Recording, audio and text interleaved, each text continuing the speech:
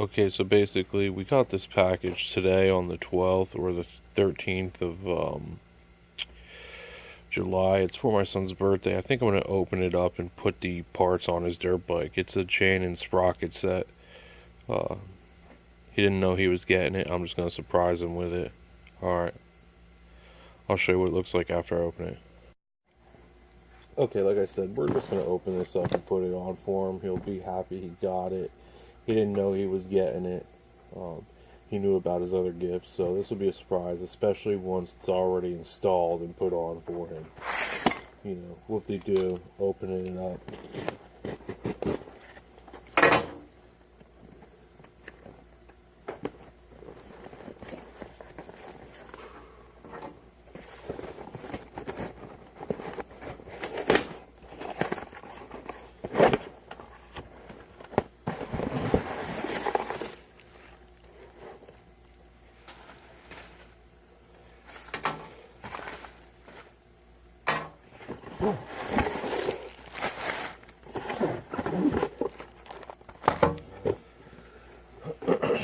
Okay, so here's the chain. Nothing special. I believe. Okay, right here it's a 420. It's 110 links. It's non O-ring. It's a cheaper set, but we don't plan on keeping this bike forever. We just want it to have. We just want it to be reliable when we do ride it. We're probably going to sell it next summer for something a little bit bigger. So this will help in reselling as well.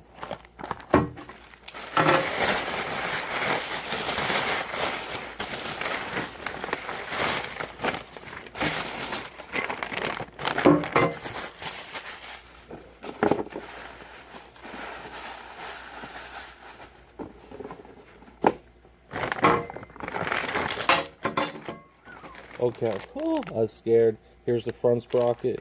It's 14 teeth. Rear sprocket, 46 teeth. This is factory setting gears. I was going to get different ones, but for the price I picked this. Same thing. We're going to resell it. It's better to keep it factory if you're going to resell something.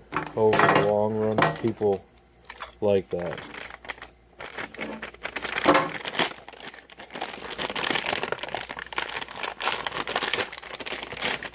Alright, cool. The chain, or sprocket rather, is... Okay, so I just looked at this. It's 49 teeth, which is 1 tooth more than we currently have on the bike, and 3 teeth more than factory. So, we're going to count this just to make sure. I'll come back on in a second. Okay, after counting this sprocket, it is 46 teeth.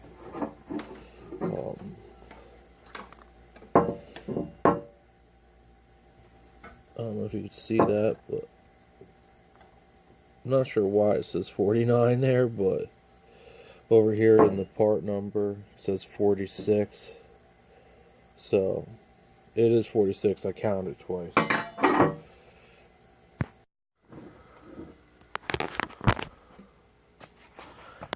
Okay, so as we said before, the sprockets and chains were crappy when we changed the rear tire. We showed you how they were pointed and really thin. Plus, listen, when you push it backwards, listen.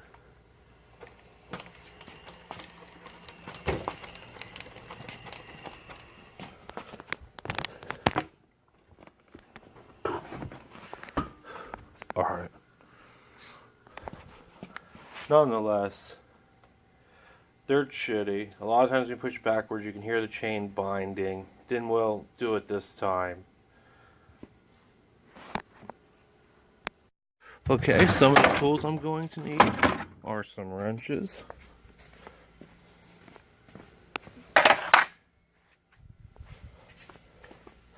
By the way, this is my dad's box.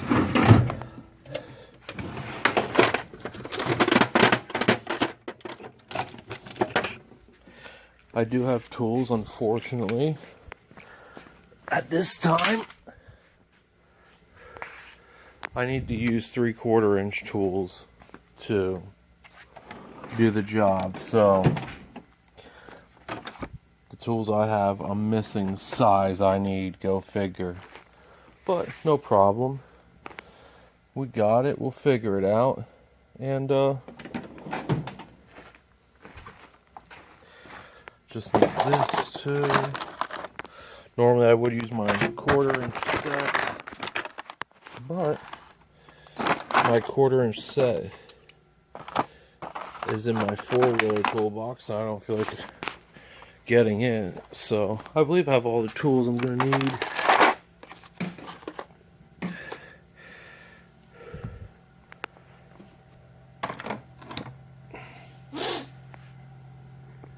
I'll sign back on in a minute.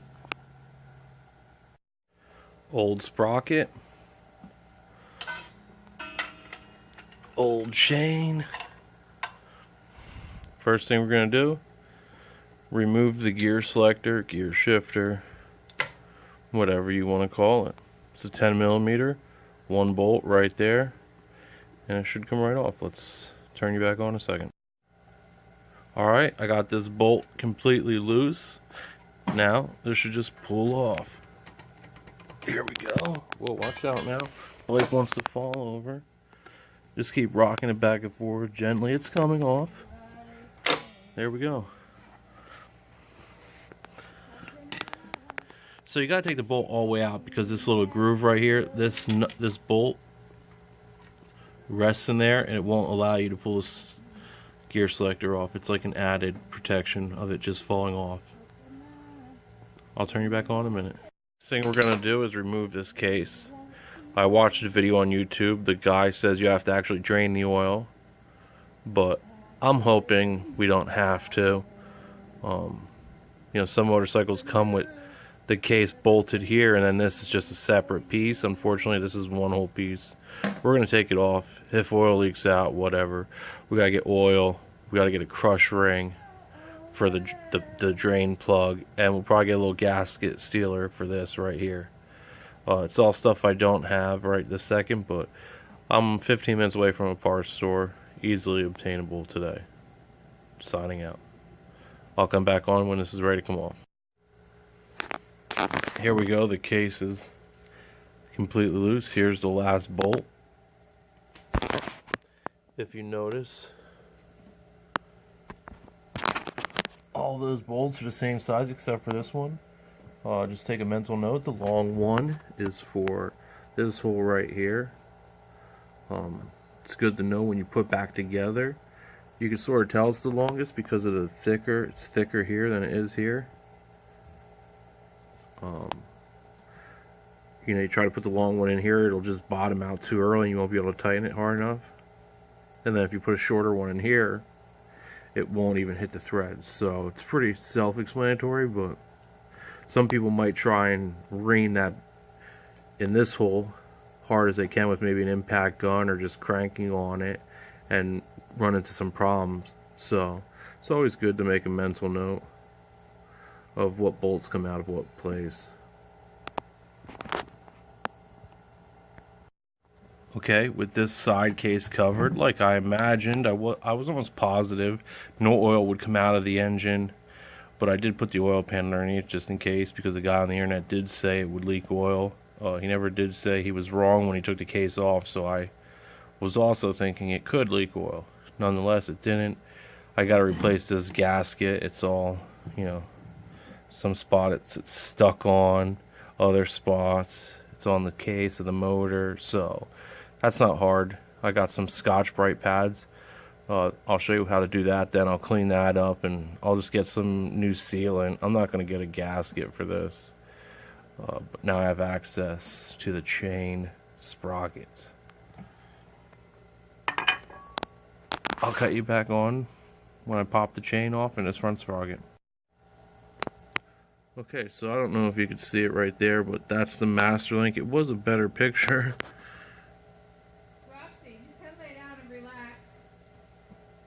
There it is. I'm going to pop that off. There you go. Nice.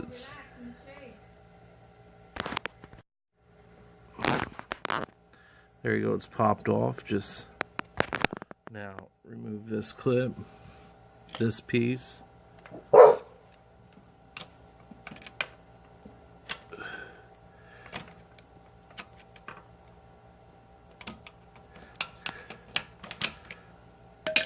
does just normally come off.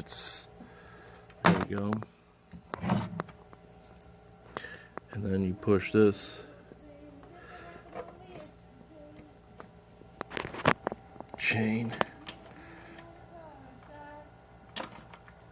If you hear somebody singing, that's my mother in the background. She's cleaning the pool.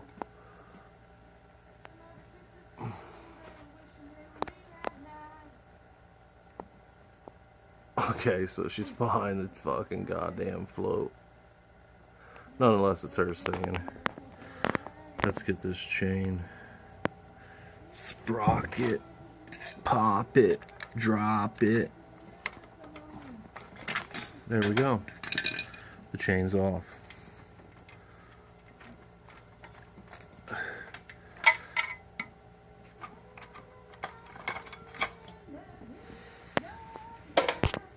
I'm gonna stop you so you don't gotta hear my mom singing. I'll put you back on in a minute. Alright, so the sprocket's ready to come off. I cracked both bolts loose, took one out. Here at Undone Fun Production, we do have some air tools. Actually, quite a few. If you didn't know, auto body repair is my profession. So, I've acquired a few tools over the years. This is a 3/8 drive stubby ratchet with a 3/8 to 1/4 inch adapter and a 10mm. Here we go. This makes jobs a lot easier sometimes. I recommend using them to take parts off, but not really to ever put parts on. It's easy to break parts by putting them on with air. There we go.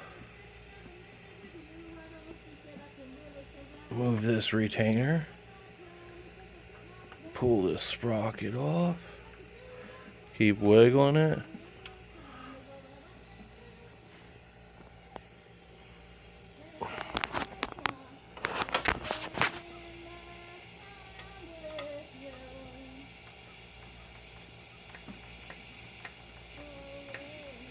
It's coming. It's a fight.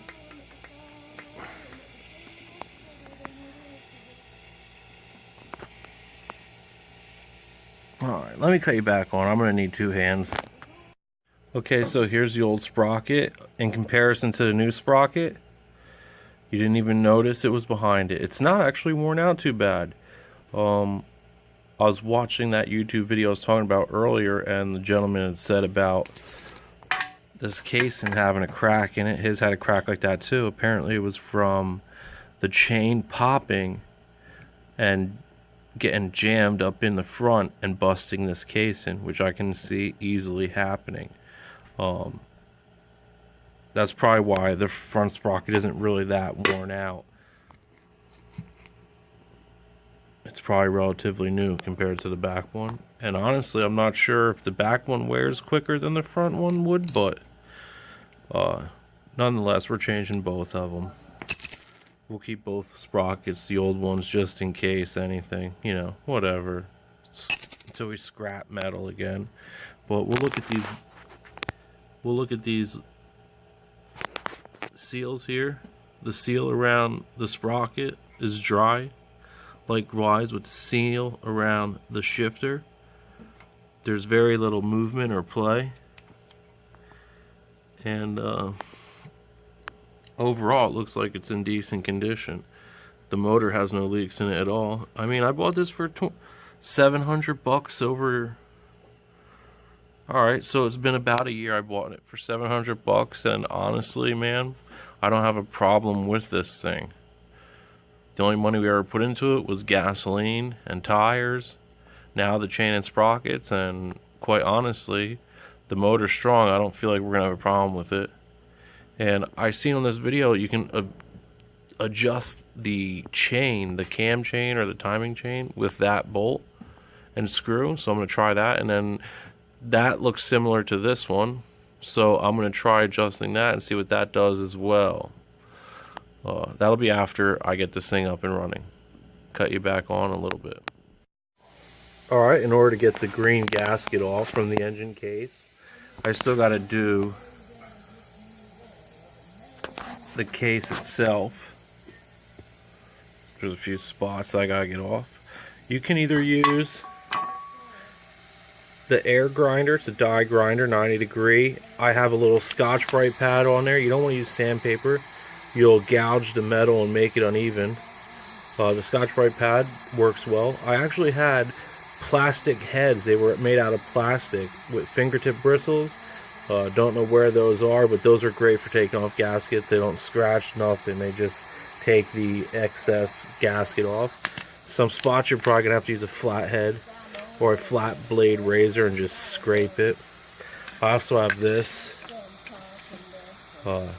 All three tools work. The air tool is probably the fastest, and remember, if you're using air tools, protect your eyes. You only have one set. I'll cut you back on when I'm... Alright, so let's see if we can get a shot of me using this.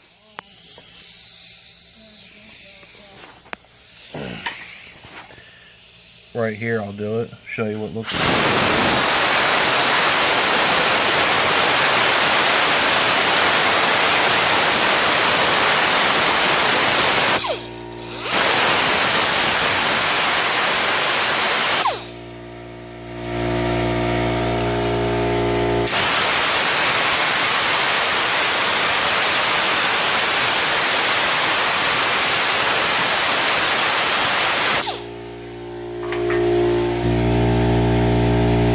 Well, you can hear the compressor kicked on. It does work well, and I'll cut you back on when it's all done. I need 2 hands, so I'll be back. Okay, the casing's clear, the motor's clear. Next, we're just going to use a little compressed air with this snap-on blow gun and clean it all out. That way there's no debris floating around in there.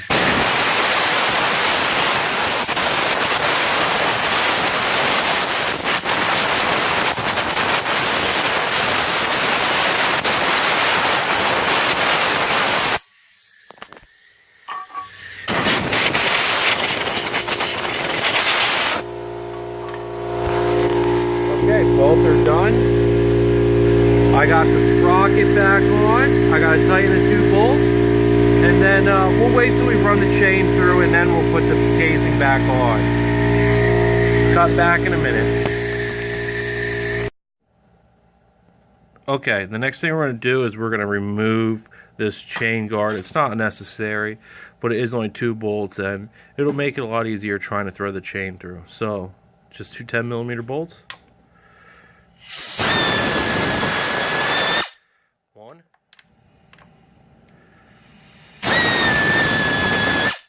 2. Then it just pulls right off.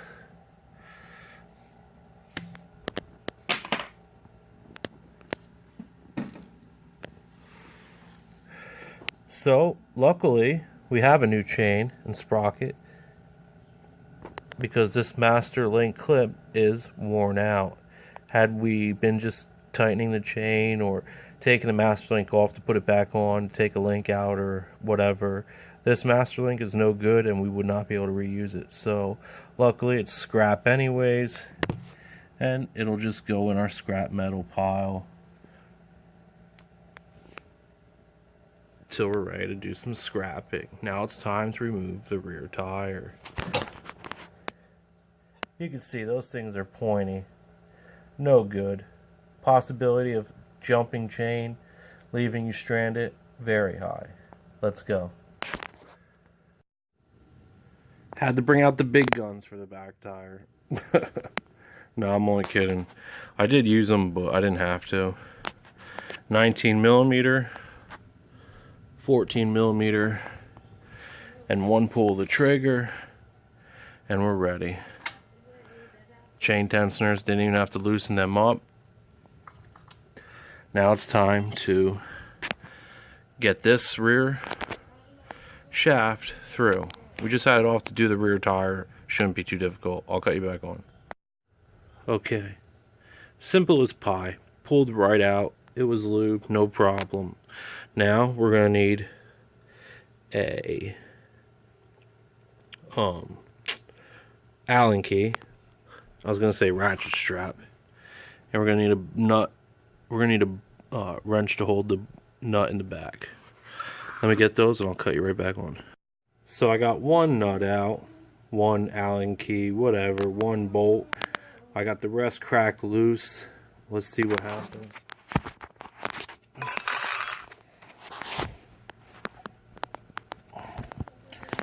I'm gonna have to do it with two hands. I don't even know why I tried to tape this part. I'll be back. So, this is the old chain. Your chain should not bend in half sideways. It's really worn out. Here's the new chain. Barely has any bend. I can't bend it any more than this. So it's a lot different. A heavier chain wouldn't even bend at all, period. But this is for a little dirt bike. Has some flex. Alright. The rear tire is installed again. I greased up the bolt that goes through the wheel.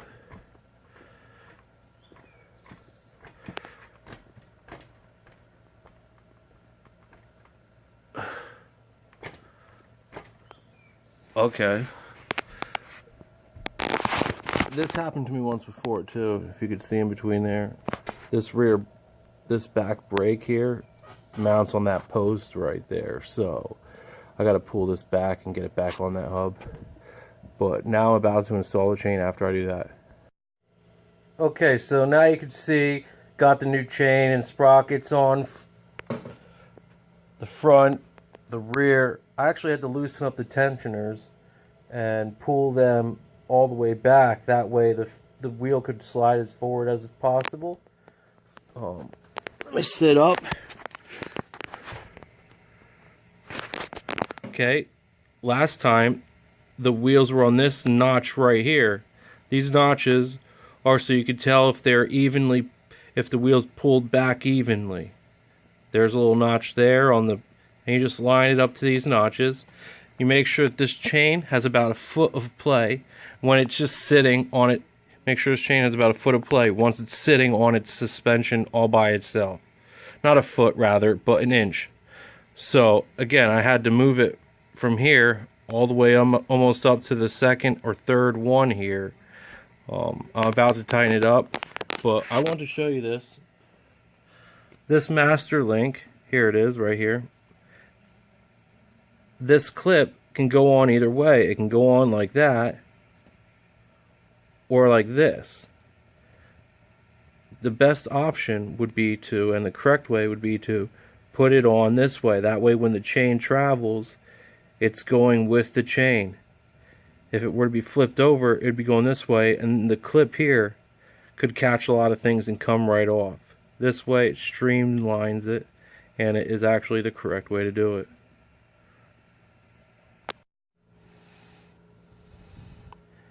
Now that the chain has the proper amount of play in it to allow the suspension to fully go up and down, okay, each of those is set on the third notch. That's actually 1, 2, 3 notches off from where it was with the old chain and sprocket.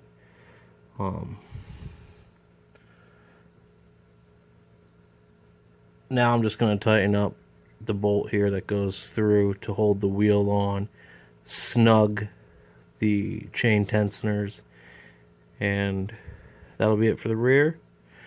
I'll be moving on to seal the case on here and tighten up the bolts on that. I'll cut you back on. Alright, so after starting this project and not checking to see if I had all the supplies, I had to run to the parts store and get some more RTV gasket maker. Tongue twister. The stuff I had was years, probably 10 years old, from when I rebuilt my S10 engine, frozen solid. I had some silicone sealant, you know, pretty much same stuff in a big tube. That was shot, never even opened. So I just had to go to the local parts store and pick this up, $7.